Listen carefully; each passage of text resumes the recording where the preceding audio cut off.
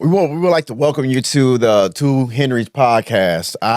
My name is Henry Davis Jr. and that's Henry Davis Sr. and so we this I've been going back and forth with myself probably for the better part of 2 years about how to expand discussion conversation because I do have an opinion. I've had an opinion for a very long time. Sometimes way stronger than I would probably like it to come out, but just what it is. So I get it from somewhere, right? I get it from somewhere. And so I thought, well, how do we do this, right? Because I go over to his house and talk with him and his wife, my mother, and we have coffee. And sometimes it can get live in there. It could get real live in there, and so. But we're talking about issues, right? We're talking about things that impact us, and the issues are usually related to government because that's in the conversation. And so I thought, man, maybe we would try to get this on a speaker, and obviously here we are. This is the speaker. This is the video. This is all of what I wanted to do. I want to write a book too, but I hope that this helps lead into these things. And so, what better co-host could I have gotten than my father? This is what this is, right? This is my father. So you're gonna get one perspective, and then you're gonna get the perspective. So, can you? He thinks so. Introduce yourself, and we can get started. Yeah, I'm Henry Sr., and guess I'm going to be the one that brings the history the way he sounds, as if I'm the older, in which I am. So I don't have a problem with that. Well, look, man, we're going to have some fun, and I hope that this helps pique your interest in some of the things that we do discuss. And you're more than welcome to leave comments about what you think or what you feel or whatever that is, right? I just want to have a free flow of conversation about current events, historical events. We want to have a free flow conversation about family. People say religion. I don't want to talk about religion. I want to talk about God, right? And so I want to focus on everything that deals with our lives as we're human beings, right? So I think that there's more things that bond us than not, right? So let's take a crack at this, and I really hope that you guys enjoy it. This is, like I said, this is first time out, and give us some grace on that one, right? So I think that what we've been discussing and when we were talking about it, I want to let him lead the conversation because this was his idea, this topic. So I'm going to turn myself down. Okay, we were talking about the selection of the new pope and what good effects it's going to have upon society as a whole. Will it bring more hope, more promise to people's lives? During the state of affairs now with everything the way that it is, we got a person that is supposed to be the leader of our country at this point. To me, there is a cloud of disdain, disappointment, disillusion, hopelessness. We've been lied to, but the truth of the matter is he told the truth coming in the door, what it was going to be like, and he didn't lie on that. And how people didn't, to me, didn't take him seriously. Okay, so you brought up two things, right? You're talking about our current president of the United States, and then you also talked about the Pope. I want to go back where the Pope is at. I watched Bill Maher this morning, my wife and I watched Bill every now and again. I used to watch him a lot more, but I've kind of like slowed up on him and his show because some of the stuff is offensive. And But one thing that they did talk about earlier is how people are even challenging the idea of the Pope, and that being a generational thing. The current generation doesn't seem like that they're just that much in tune to the idea of the Pope. And so when our president decided to release a photo of him in fashion of the Pope in the 1960s, let's say 50s, even in like the 70s, I mean, that would have just sent like shockwaves throughout the entire world. But it didn't when he did it this time around in 2025. So how far off are we from what that was and then what it is right now? And so I'm questioning it. Is that something that we believe in still? Back during the 70s, during the 60s, you had all type of different revolutions going on in society. You had the hippies, you had the awakening of, or the coming forth of the civil rights movement, and people were coming into their own. Wasn't too much then taken seriously. You had in the 70s the 4 dead in Ohio. What's that? That's when those 4 students at Kent State were killed. That's when they brought in the National Guard, wasn't it? yeah, but we called them the militia. Yeah, no, but it's the National Guard, though, right? Right. They came in and killed those 4 college students for protesting. Yeah, well, I mean, people getting locked up for protesting now. They locked my man up over there in New Jersey. They locked a man up for praying. Reverend Barber out of North Carolina. Oh, yeah. Great guy. Got to meet him. You got to meet him as well. Right. Uh-huh. So the attitude of people then and now, then they would more or less follow commands, but that was the end of following commands in the 70s into the 80s. People started looking to themselves. They dropped all, or they started to drop boundaries. There were certain things you could say as well as certain things you couldn't say. Now, whatever comes up, come out. Well, that's an interesting thing, because it kind of like, decides itself. And what I mean by deciding itself, you're going to like say, well, we want to be free, and then we want to be censored, or we want to have the ability to have boundaries on that freedom. But that's not freedom when you have boundaries. So is it a control thing? So it checks itself and then it doesn't, right? It continues to show up as a contradiction. That's the word I was looking for. It shows up as a contradiction. So do you want boundaries or don't you? Do you want freedom or don't you? And so I think that's a lot of what, or do we talk about the absence of the word respect? Is that what creates our boundaries? I think it's a part of it. I think what really needs to happen, that an individual must look within themselves to understand that I'm a human being just like you are. I'm no greater, no lesser than you are. Just because your road in life or your lane in life is different than mine. But we all should end up basically at the same place. Not you standing over me and I stand over you.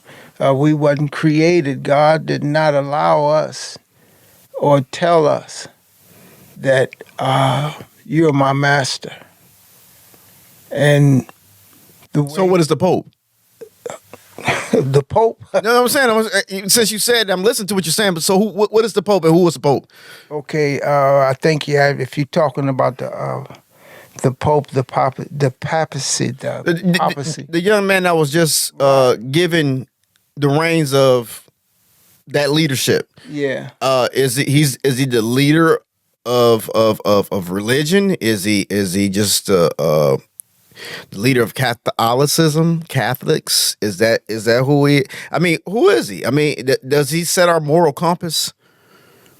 He set the moral compass for 1.4 billion people that they say that follows him. Out of Rome, it's probably the same as it was in Nero's days. Who's Nero? He was the Caesar. I'm messing with you. That's all right. We can ride that train. But again, man has always wanted to be over mankind, and that's not the way. We wasn't created to be that. We was created to walk alongside one another. Well, So the Pope, he's supposed to be the one next to God. He's your intercessor. In other words, he's taking the place of Jesus. I was going to bring that up. Actually, I was trying to interject, but I didn't want to interrupt you. But I wanted to say that's only works if, again, we've had this conversation before. If there is a belief in God and how people believe God, I think that is probably the biggest, again, decider in a lot of this. Your morals are based upon how you define your deity. That is it. So if I don't believe anything about what Catholics are saying or Muslims are saying, Islam, or any religious sector, they may even call them cults. If I don't believe that, then that doesn't matter to me. It can't. And so whatever that teaches, obviously I'm not going to do, or I am going to do. Well, yeah, you have a choice. But when you have a majority the way that they have a majority, they set a standard. And whether you recognize it or not, you fall in line somewhere. Because with the way the economy is set up, it's going to hit you somewhere. Yeah, you're absolutely right about that. Whether you believe in God or not, it's going to knock on your door. Because it's when they were saying white smoke, black smoke. Yeah, I saw that white smoke. I think that's pretty cool. And then when they had showed a picture of, what was that? That wasn't a dove. That was like but it was white. Yeah. He was up there, or she. I don't know the gender of the bird, but it was up there when the smoke started coming out. So I thought that was pretty cool, just for pictures purposes. But no, I seriously. But shout out to Chicago. You guys got one. And so I think that's awesome. Shout out to Chicago. They say he's a South Sider, Bronzeville. Shout out to Bronzeville. You know what? I have a nephew and two nieces that were born in Bronzeville. Their mother is ecstatic about this, right? So I think it's a good thing. It's just some personal connections that are there. Bronzeville obviously doesn't look like the way Bronzeville looked when our new Pope grew up in, but it's still the same place, still identified as a Bronzeville. But shout out to Chicago for having a pick. They say he's a White Sox fan. I like the way the White Sox gear look better than the Cubs. So I may rock with y'all a little bit on this one, just a little bit. But see, that's what I was saying. It's going to affect you one way or another because it's part of society. Whether you are a Baptist, a Methodist, what the Pope does and say, it's going to affect the White House. Whether he wants it or not, whether he's going to go along with it or not, or he's going to rebel against the things that he's going to set forth. Well, every action has a reaction. Right. So, yeah, sure. I don't know. I just think that it's a new time, a new day. Things as it stood before doesn't stand the same way, and I mean, and you want things to evolve. You want people to see more and do better. But again, you have to define what more is and also what better is. It's just, to me, it's just a lot of unclarity for me.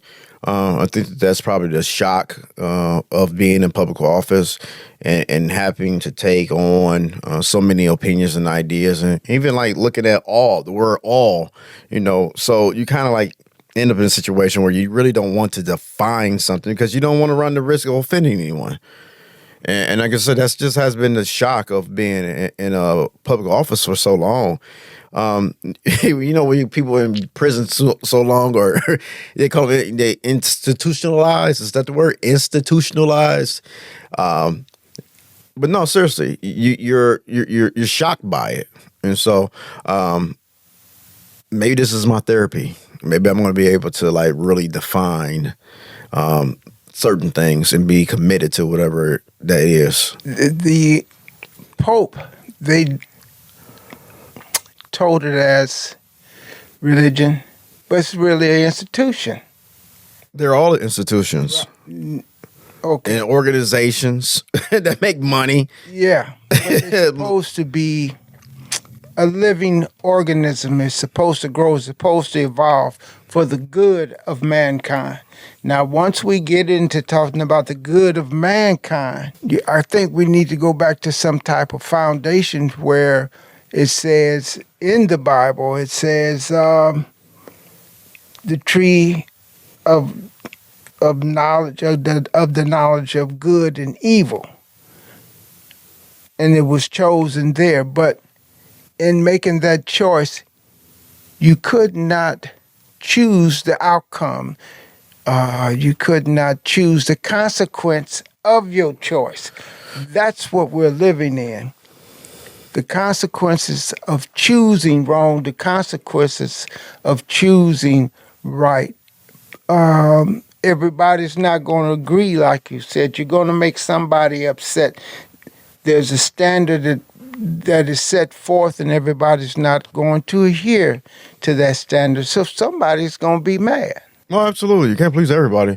And that's just how it's going to work. And you can give them whatever you believe to be the most and the best, and they'll look at you. Kids do you like that. I got one, and I'm like, man, this is awesome. And he look at me with a side eye. And on top of that, I paid for it. And he still look at you like with a side eye. Hey, man, what is this about, man? Where to respect that? But, look, he doesn't have to like everything that I like. No, because he has a brain like you have. Yeah, he has. That's my point about a lot of this stuff. And whether he has the experience, the time on this earth as you have, that causes conflict because there's so many other things that are coming into our lives daily. Some of the things come in, they flash, they go away, but yet it's still in your mind, it's on your grid, whether it was explained to you or not. So, the new pick for the Pope, good thing or bad thing? Great thing, let's see type thing? Well, I think it's what direction he goes in, and that's the problem with me. I don't need nobody to choose my path. And that's what's been going on for us, what I can see. Everybody want to choose each other's path. Yeah, well. And as an individual, you should be able to choose your own path. But we got a lot of lazy people. We got a lot of lazy people that are chickens. A chicken. Yeah, scared. A chicken. Yeah. And then you got people choosing for them. Because they're too scared to choose. You just call them a chicken. Yeah, but see, them the one clucks the loudest, right? We have to look at it for what it is. We got to call it what it is. There's been too much sugarcoating of things in life, and we're only here for a brief moment. We 80, 90 years. Good luck. Yeah.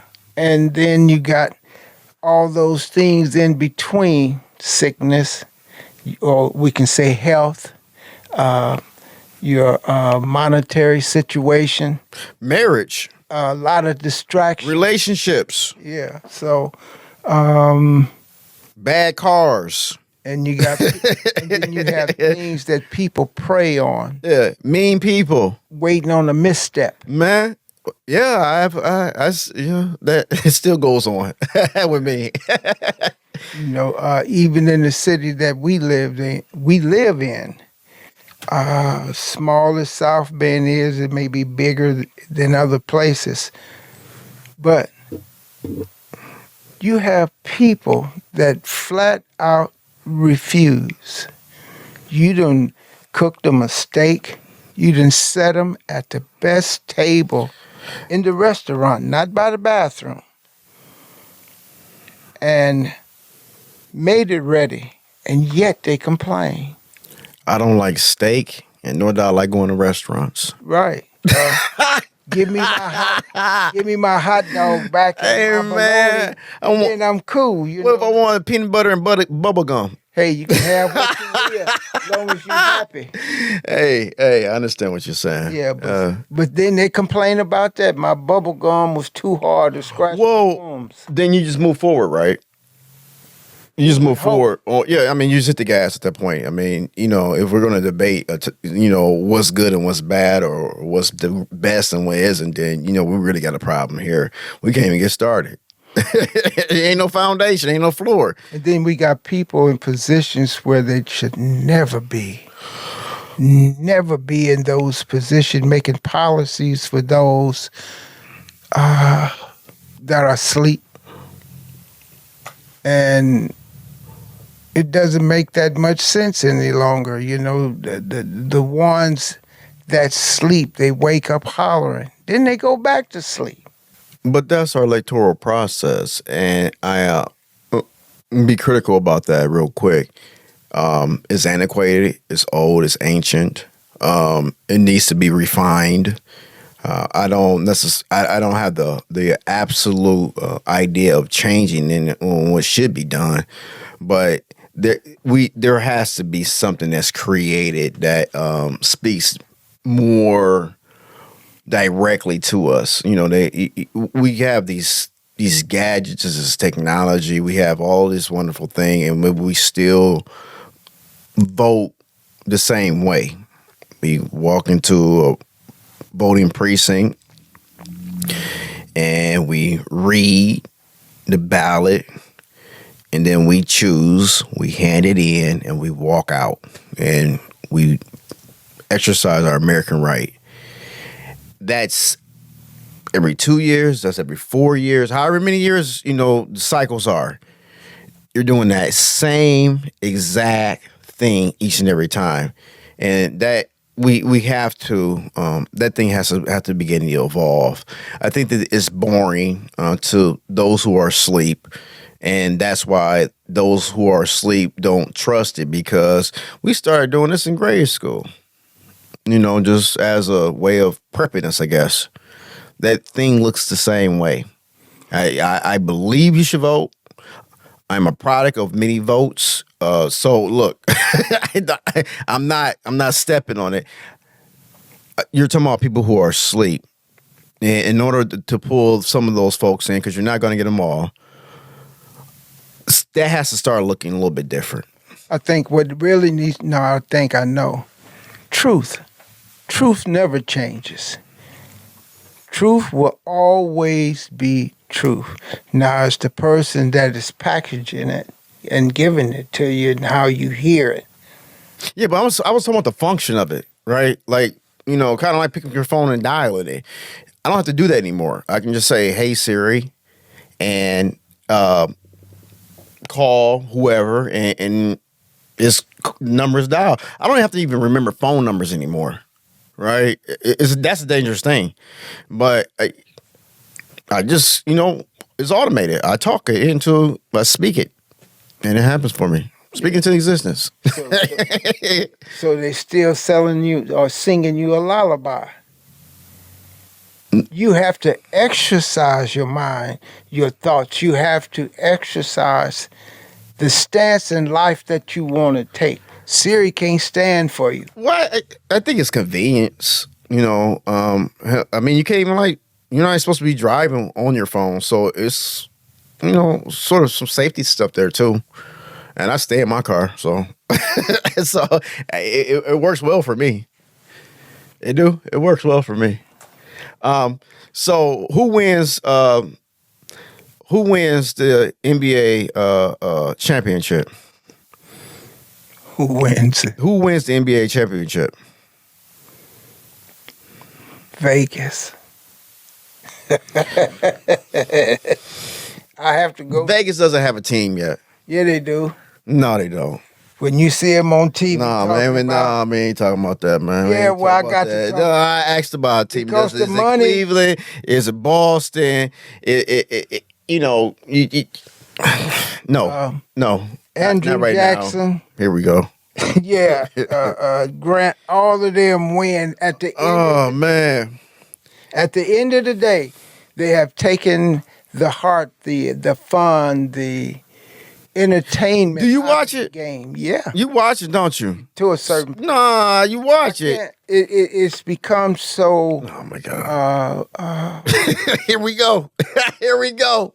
has become so embedded in the dollar.